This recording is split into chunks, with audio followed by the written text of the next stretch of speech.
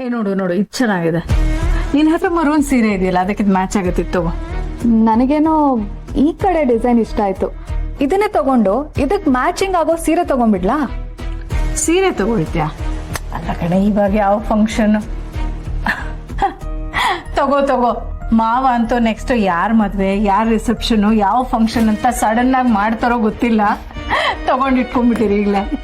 ಏನು ಅಮ್ಮ ಮಗಳು ಮತ್ತೆ ನನಗೆ ಟ್ಯಾಕ್ಸ್ ಹಾಕೋಕೇನೋ ಪ್ಲಾನ್ ಮಾಡ್ತಿದ್ದೀರಾ ಅನ್ಸತ್ತೆ? ರೀ, ಈಗ ತಾನೇ ಬಂದಿದ್ದೀರಾ, ಸ್ವಲ್ಪ ಸುಧಾರಿಸ್ಕೊಳ್ಳಿ, ಆಮೇಲೆ ಟ್ಯಾಕ್ಸೋ ಪೆನಾಲ್ಟಿನೋ ಮಾತಾಡೋಣ. ಶಶಿ ಇವಾಗ ಬಂದ್ರಾ? ಹ್ಞೂ ಅದಕ್ಕೆ. ನಾಗಿ ಜ್ಯೂಸ್ ತಗೊಂಡ್ ಬಾ. ಜೈ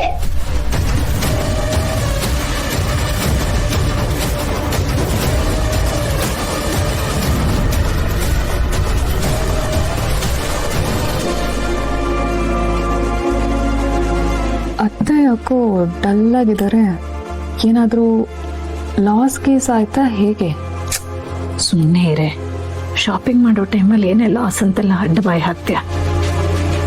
ಮಾವನ್ಗೂ ಇವ್ರಿಗೂ ಏನೋ ಜಗಳ ಆಗಿರುತ್ತೆ, ಅದಕ್ಕೆ ಇವಳು ಮುಖನ ಈ ಥರ ಊದಿಸ್ಕೊಂಡು ಕೂತಿದ್ದಾಳೆ ಅಷ್ಟೇ.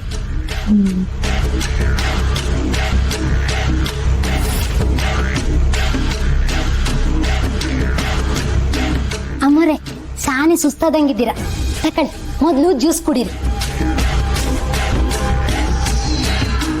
ಅಮ್ಮೋರೆ, ನಿಮ್ಗೆ ಸಾನೆ ದೃಷ್ಟಿ ಆದಂಗದೆ, ನಾನು ನಿವಾಳಿಸಿ ತೆಗಿತೀನಿ. ಆದ್ರೂ ಅವತ್ತಿಂದ ನೀವು ನಾಗಿ ನಿಂಗೆ ಮಾರ್ಕೆಟ್ ಹೋಗಿ ತರಕಾರಿ ತಗೊಂಬ ಅಂತ ಹೇಳಿದೆ ತಾನೆ, ನೀನು ಹೊರಡು ಮೊದಲು.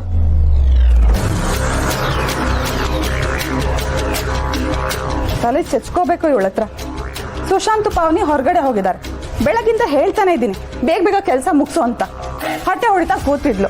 ಇಷ್ಟು ಲೇಟಾಗಿ ಹೋಗ್ತಿದ್ದಾಳೆ ಮಾರ್ಕೆಟ್ಗೆ ತರಕಾರಿ ತರೋದಕ್ಕೆ. ಈಗೆಲ್ಲ ಕೆಲಸನ ನಾನು ಒಬ್ಬಳೇ ಮಾಡಬೇಕು. ನಾನಂತೂ ಅಡುಗೆ ಮನೆಗೆ ಕಾಲಿಡೋ ಸೀನೇ ಇಲ್ಲ. ಶೋಭಿತಾ, ಯಾಕೋ ತುಂಬ ತಲೆನೋವಾಗ್ತಿದೆ ಕಣೆ, ನಾನು ಹೋಗಿ ಮಾತ್ರೆ ತಗೊಳ್ತೇನಪ್ಪ. ನಾನು ಬಂದೆ.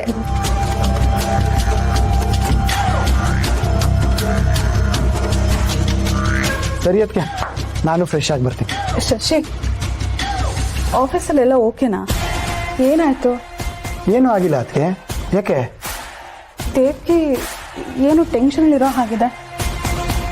ಬಂದಾಗಿಂದ ನೋಡ್ತಾನೆ ಇದ್ದೀನಿ, ಏನೋ ಯೋಚನೆ ಮಾಡ್ತಿದ್ದಾಳೆ. ಒಂದು ಮಾತು ಆಡಿಲ್ಲ. ಅಂಥದ್ದೇನೂ ಆಗಿಲ್ಲ. Devki, any problem?